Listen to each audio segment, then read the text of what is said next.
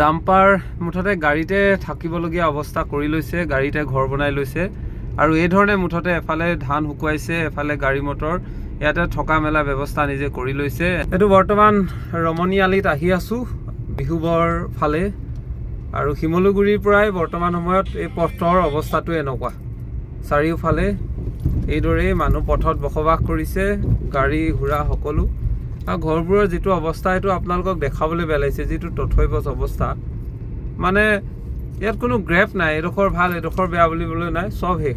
আৰু ৰাস্তা পদূলি সকলোবোৰ এফালৰ পৰা ধ্বংস, পথৰ আলকেটেৰা আঁতৰাই লৈ গুচি গৈছে। আৰু কি ভয়াৱহ এটা পৰিস্থিতি আপোনালোকক। এতিয়াও এইখিনি পানী কমা নাই, এতিয়াও পানী ৰাস্তাৰ সমান হৈ আছে।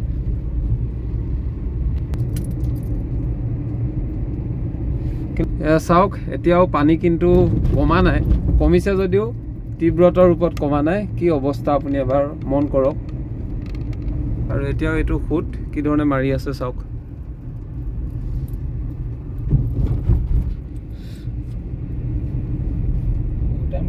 আৰু এই অঞ্চলটোত বহু অফিচিয়েলিহে আমি শুনিবলৈ পাইছোঁ 100, কিন্তু আনঅফিচিয়েলি বহুত মানুহ ইয়াত ঢুকাইছে। আৰু এইটো পথত এতিয়া সকলোৱে ধান চাউল শুকুৱাইছে।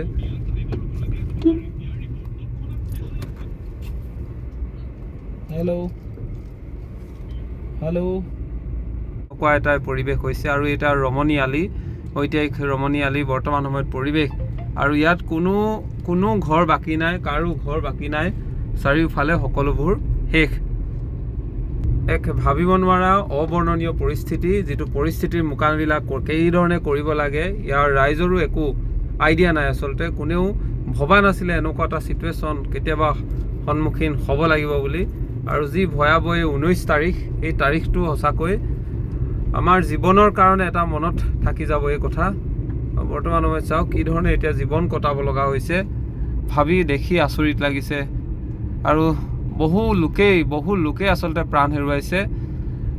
এনে অনুভৱ হৈছে যেন প্ৰায় 150-200 মানুহ এনেধৰণে। আৰু বহু লোক পানীত ডুবিছে হয়, কিন্তু বহু লোকে এই দৃশ্য চাব পৰা নাই। হাৰ্ট এটেক হৈ, প্ৰেছাৰ ষ্ট্ৰক হৈ এই দৃশ্য চাব নোৱাৰি তেওঁলোকে মৃত্যু সাৱটিছে। এনেকুৱা ধৰণৰ বহু ঘটনা হৈছে। আৰু এতিয়াও চাওক, এইবোৰ যিসমূহ পলস পৰিলে, ঘৰ দুৱাৰ ভাঙি যি ধৰণে লৈ গ'ল, ইয়াৰ পৰা উপশম পাবৰ কাৰণে কিমান সময়ৰ প্ৰয়োজন হ'ব, এই কথাখিনি আপোনালোকক হয়তো নক'লেও আপোনালোকে বুজি উঠিছে। এই ৰমণী আলিত এতিয়া চাৰিওফালে কেৱল এনে এটা পৰিৱেশ, আৰু য'ত এয়া সাহায্যৰ বাবে বিভিন্ন প্ৰান্তৰ পৰা সাহায্য কৰিবৰ কাৰণেও আহিছে গাড়ীসমূহ। আৰু ইয়াত এনে এটা পৰিৱেশৰ সূচনা হৈছে য'ত গেলা গোন্ধ, জীৱ জন্তু মৃত্যু হোৱাৰ গেলা গোন্ধ, মানুহৰ ডেড বডি পৰি আছে কোনোফালে। এনেকুৱা এটা ছিটুৱেশ্যনৰ মাজত আচলতে জীৱন কটাব লগা হ'ব। আৰু কিমান মাহ যে কটাব লগা হ'ব, এয়া দেখিলে আপুনি আচৰিত হ'ব।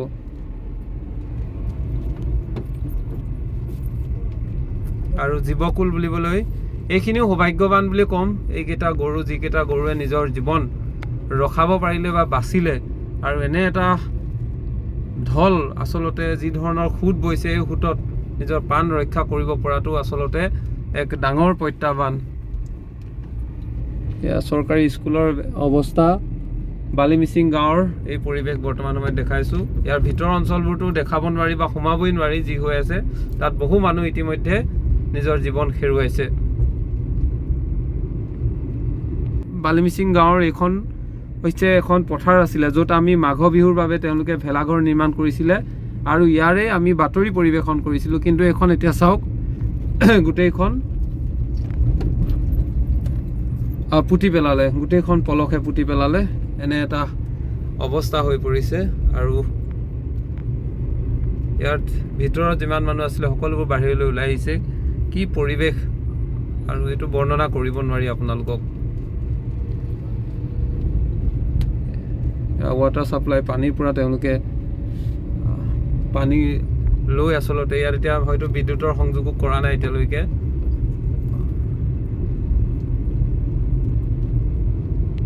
ইয়াত এতিয়া যি ধৰণৰ পলসে চুলে, এই পলসবোৰৰ কাৰণে ইয়াত খেতি কৰাটো সম্ভৱেই নহয়। চাওক ইয়াত কিমানটো পৰ্যায়ত কিমান বেছি ফাষ্ট আহিছিলে, যাৰ ফলশ্ৰুতিত এই ধৰণে পলস পৰি গ'ল। আৰু এই পলসসমূহ আপোনালোকে চাওক, ৰাস্তাটো গোটেইটো পলসে পুতি পেলালে। আৰু এই ধৰণে এতিয়া জীৱন সংগ্ৰাম কৰিব লগা হৈছে। কিমান দিন তেওঁলোকে কিমান মাহ এনেকৈ থাকিব লাগিব। এই গাড়ী ঘোঁৰা সকলোবোৰ ডুব গ'ল। ঘৰৰ অৱস্থা এয়া বৰ্তমান সময়ত বালি মিচিং পাৰ হৈ আমি বিহুবৰ দিশে গৈ আছোঁ আৰু চাৰিওফালে এতিয়া অবৰ্ণনীয় এটা পৰিৱেশ।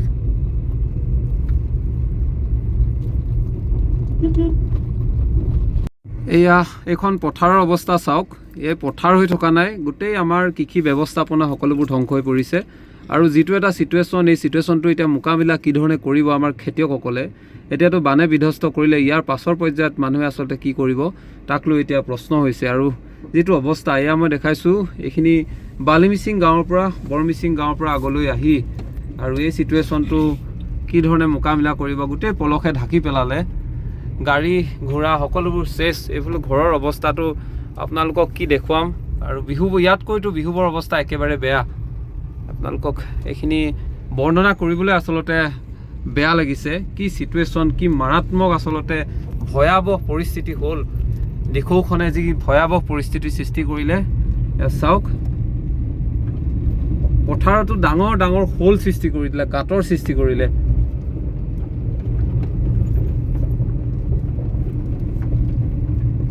চাওক পলসে কি ধৰণৰ কি অৱস্থা কৰিলে পলসে, এইটো আপোনালোকে এবাৰ দেখিলে হয়তো অনুভৱ কৰিব।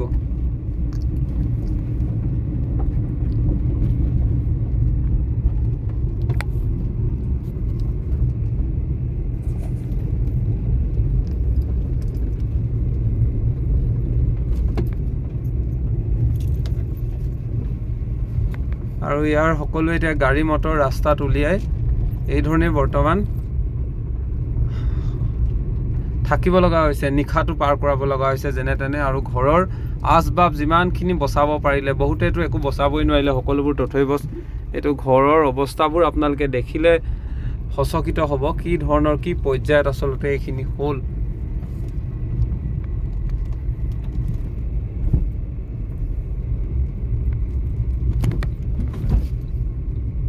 বৰ্তমান চন্তক বিহুবৰ চন্তকৰ এই দৃশ্য চাওক। সকলো এতিয়া পথৰ কিনাৰত আৰু এই ঠাইখিনিতো বৰ ব্যাপকভাৱে প্ৰভাৱ পৰিলে, যিখিনি বৰ্ণনা হয়তো আপোনালোকে ভিডিঅ'টো চোৱাৰ লগে লগে নিজেই অনুভৱ কৰিব।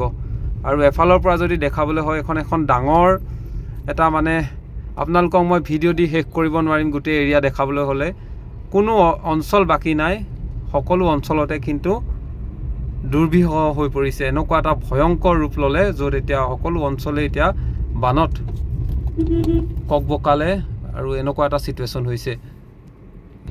এতিয়া এইবোৰ পলসবোৰ বাহিৰলৈ উলিয়াইছে আৰু ইয়াৰ যিটো পৰিৱেশ, এই মানুহখিনি পথৰ কাষত এতিয়া থাকিব লগা হৈছে। এনেকুৱা এটা চিটুৱেশ্যন হৈছে যিটো আপোনালোকে কি ধৰণে বৰ্ণনা কৰিম। গৰু ছাগলী সকলোবোৰ পথৰ কাষত এইদৰে আচৰিত এটা পৰিৱেশে বিৰাজ কৰিছে, যিটো মানে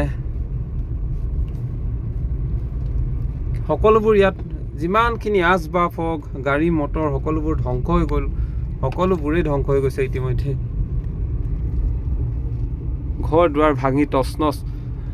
আৰু বহুতে এতিয়া কৈছে ক'ত ক'ত বেয়া হ'ল। আচলতে সেইখন দিখৌখনৰ কিনাৰত চাওক, এখন চন্তক বজাৰ আছিলে, সকলো ভাঙি তছনছ হৈ গ'ল।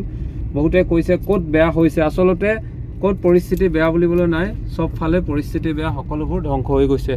সকলোবোৰে এফালৰ পৰা ভাঙি ছিঙি তছনছ কৰি লৈ গুচি গৈছে।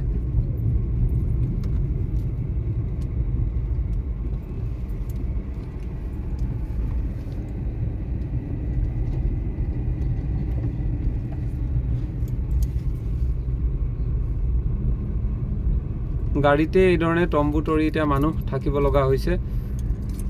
কি বৰ্ণনা কৰিম আচলতে আপোনালোকক, কি ধৰণে এতিয়া তেওঁলোকে জীৱন কটাব লগা হৈছে।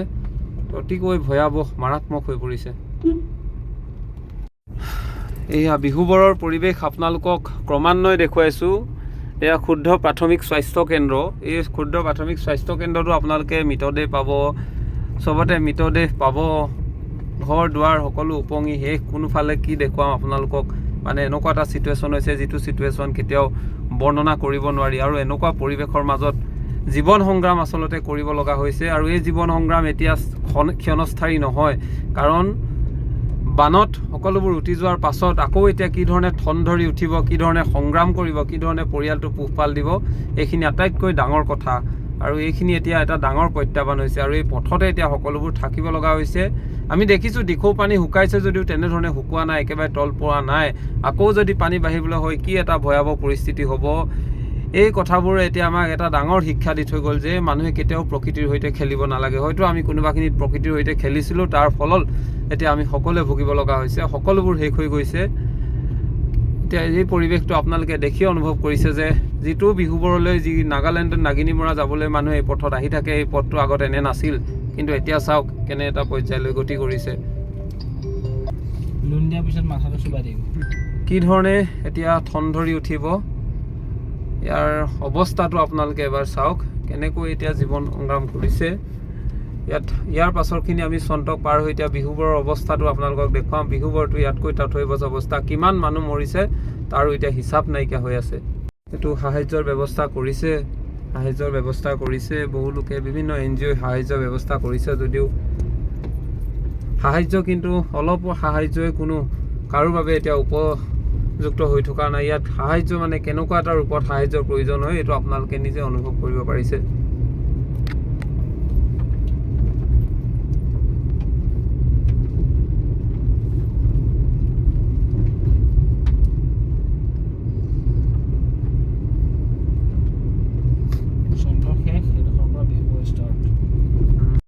এয়া বৰ্তমান সময়ত বিহুবৰ অৱস্থা। বিহুবৰলৈ আমি ক্ৰমান্বয়ে গৈ আছোঁ। বিহুবৰ যিটো পৰিৱেশ এইটো আপোনালোকে দেখিলে চাওক, সকলো ঘৰৰ বস্তু যি আছে সকলোবোৰ বাহিৰলৈ উলিয়াই চাফ চিকুণ কৰাত ব্যস্ত হৈ পৰিছে। কি ক'ব, কি ধৰণে আচলতে এতিয়া জীৱনটো চফা ন, এই পৰিৱেশত এতিয়া কি ধৰণে নিজক মোকাবিলা কৰিব মানে ভাবিব নোৱাৰি। হয় হয়, ইয়াত মানুহ এনে আনুমানিক কিমান মৰিছে বাৰু? 100 ওপৰত হ'ব যেন লাগিছে ন? বেছি হ'ব, 200 ওপৰত হৈ যাব চাগে। হয় হয়, এইটো নেপালী খুঁটিতে প্ৰায় আপোনাৰ মাইকী ছোৱালী হয় বোৱাৰী বহুত মৰিছে ন? একদম চব গ'লগৈ উঠি। নেপালী খুঁটিত একোৱেই নাই নেকি? চব মানে গোটেই আপোনাৰ গৰু প্ৰায় 3-4জনীমান আছে, গৰু চৰু চব উপঙি আছে। হয়, বাকী ইভাগে মানুহৰ ঘৰ চব ভাঙি মেলি অৱস্থা নাই নেপালী খুঁটিত। হুলস্থুল নেপালী খুঁটিত আপুনি অৱস্থা দেখিলে বেয়া লাগিব আপোনাৰ। কালি ৰাস্তা মাৰ্গলৈ মানুহ আহিছিলে ন, এতিয়া নেপালী খুঁটিৰ ফালে সোমাবলৈ ৰাস্তাটো হেৰি আছে, আপুনি সোমাব নোৱাৰি ন এতিয়া? এতিয়াও অৱস্থা বেয়া হৈছে। অৱস্থা বেয়া মানে কালিওতো পানীটো আকৌ বাঢ়িছে। হয় হয় হয়, নেপালী খুঁটিত মানে বহুত মানুহ মৰিছে, যথেষ্ট মৰিছে। নেপালী খুঁটিত মৰিছে, এয়া বৰ্তমান সময়ত বিহুবৰ মই নাগিনীমৰা সংযোগী এই ঠাইখিনিত আছোঁ, ঔগুৰিজনৰ পৰা আগলৈ আহি। আৰু মই জুম কৰি আপোনালোকক দেখাইছোঁ দিখৌখনৰ পাৰৰ ঘৰবোৰ চাওক। আৰু দিখৌখনৰ পানী এতিয়াও জাষ্ট অলপ কমিছে, কিন্তু সমান হৈ আছে। আৰু চাওক কিনাৰত থকা ঘৰবোৰৰ অৱস্থা, নেপালী খুঁটি, কমল চাপৰি এই অঞ্চলৰ গোটেই বিহুবৰ সম্পূৰ্ণৰূপে শেষ হৈ গ'ল, ধ্বংস হৈ গ'ল। আৰু মই য'ত আছোঁ ইয়াতেই সেইসমূহ খনন হৈ থাকে, গোটেই খনন কৰি এফালৰ পৰা তছনছ কৰা হয়। আৰু ইয়াতেই এতিয়া প্ৰকৃতিয়ে যিটো এটা ৰূপ ল'লে, এই পাহাৰসমূহৰ এই ঠাইখিনিৰ অৱস্থা আপুনি চাওক। আৰু এইখন নাগালেণ্ডৰ কিনাৰত যিটো এতিয়া এই পৰিস্থিতি, এইখিনি পৰিস্থিতি চাওক, পানী এতিয়াও। আৰু এই ঘৰসমূহ মই জুম কৰি দেখাইছোঁ, চাওক ঘৰসমূহ কি ধৰণে ভাঙি তছনছ কৰিলে, বিহুবৰ সম্পূৰ্ণৰূপে ধ্বংস কৰি পেলালে, বিহুবৰৰ একেবাৰে আন্তঃগাঁথনি শেষ কৰি পেলালে, বিহুবৰ মানুহৰ গোটেই জীৱনটোৱে আচলতে তথ্যভ্ৰষ্ট কৰি পেলালে। আৰু ইয়াত কিমান মানুহ মৰিছে এতিয়ালৈকে কোনো নিৰ্দিষ্ট অফিচিয়েল তথ্য কেইটামান ওলাইছে যদিও আনঅফিচিয়েল ইয়াত বহুত মানুহে হয়তো মৰিছে, যি পানীত ডুব গৈছে, কোনোৱে পানী দেখি টেনশ্যনত মৃত্যু হৈছে। এনেকুৱা এটা পৰিৱেশৰ সূচনা হ'ল, যি পৰিৱেশত আপোনালোকে চাওক এতিয়াও দিখৌ পানী কি ধৰণে সোঁতত গৈ আছে। আৰু ইয়াত যি ধৰণে এই দিখৌ নৈ পাৰে দুয়ো পাৰে যেনি তেনি য'ত মন যায় তেনেধৰণেই খনন কৰা হৈছিল, প্ৰতি বছৰে খনন কৰা হৈছিল। আৰু ইয়াৰেই পাৰ্শ্বকীয়া গোটেই অঞ্চলটোত পৰিলে, য'ত এতিয়া বিহুবৰ নাজিৰা সমগ্ৰ অঞ্চল সম্পূৰ্ণৰূপে ধ্বংস হৈ গ'ল। এইটো বিহুবৰৰ তেল ডিপুৰ অৱস্থা চাওক। তেল দিয়াৰ যিটো মেচিনে উফৰাই দিলে, কিমান বেছি ফ'ৰ্চত পানী আহিছে, মেচিন উফৰাই দিছে। এইখিনি বৰ্ণনা আপোনালোকে বুজিছে। আৰু এইটো চাইডে এইখিনি পানী এতিয়াও আছে, এইবোৰ পানীবোৰ শুকাই যোৱা নাই। আৰু যদি দিখৌ পানী বাঢ়িবলৈ হয় তেতিয়া আকৌ এইখিনি সমস্যা কৰিব। চাওক এইবোৰ পানী এতিয়াও শুকোৱা নাই, মই এফালৰ পৰা আপোনালোকক দেখাই গৈছোঁ কি এটা ভয়াৱহ চিটুৱেশ্যন। আৰু এইখিনি গৰু সৌভাগ্যবশতঃ এইকেইজনী গৰু বাচিলে, কিন্তু ইহঁতবোৰকো এতিয়া খাবৰ কাৰণে কিমান খাদ্যৰ যোগান ধৰিব লাগিব চাওকচোন। সিহঁতিও বহুত কষ্টত আছে। এটা ভয়াৱহ পৰিস্থিতি। ঘৰৰ অৱস্থা ক'ত কোন থাকিব,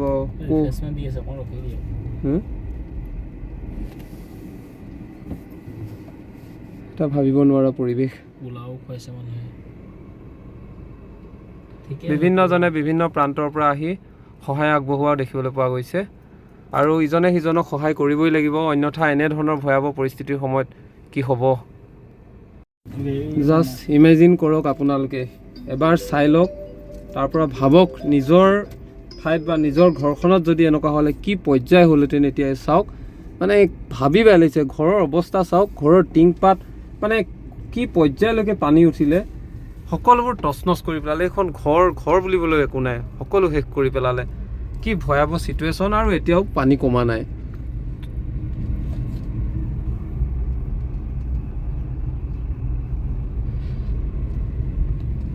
পলসে এতিয়া ঘৰ ডুবাই পেলালে, পলসত এতিয়া পোত খাই আছে ঘৰ।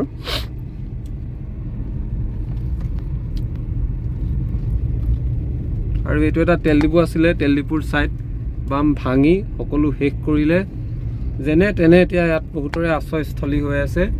এইবোৰ গাড়ী পলসৰ মাজত সোমাই, এইটো চাওক, গাড়ী JCB পলসৰ মাজত সোমাই ধৰিলে। আৰু এইফালে গোটেই ঘৰবোৰে চব পলসৰ মাজত। ইয়াত আটাইতকৈ এটা ভয়াৱহ পৰিস্থিতি। হয়তো এই পলসবোৰ খান্দিলে ইয়াত মানুহৰ মৃতদেহো ওলাব। ইমানেই এটা ভয়াৱহ চিটুৱেশ্যন, যি চিটুৱেশ্যনক বৰ্ণনা কৰিবলৈ আচলতে যিসকলে ইয়ালৈ আহিব তেওঁলোক দেখিলে আচৰিত হ'ব। বিহুবোৰত কি পৰ্যায়ত আচলতে কেনেধৰণৰ ঘটনা সংঘটিত হৈ গ'ল। গাড়ী ঘৰৰ তলত, পলসৰ তলত, ঘৰ পলসৰ তলত, য'ত মুঠতে ওখ ঠাই আছে সেইখিনি মানুহ বাচিছে, বাকী মানুহ সকলোবোৰ ধ্বংস হৈ গৈছে। সেই ঘৰটো চাওক, পলসৰ তলত ইতিমধ্যেই ডুব গৈছে। কাৰোবাৰ সপোনৰ ঘৰ, কাৰোবাৰ সপোনৰ টকাকেইটাৰে বনাইছিলে, আৰু এই সপোনৰ ঘৰখন এইদৰে পানীত ডুব গৈছে। যেনে তেনে জীৱন ৰক্ষা কৰিছে এই গৰুকেইজনীও। গাড়ীবোৰ চব লাগি ধৰিলে পলসত। মানে কি দেখাম আপোনালোকক। আৰু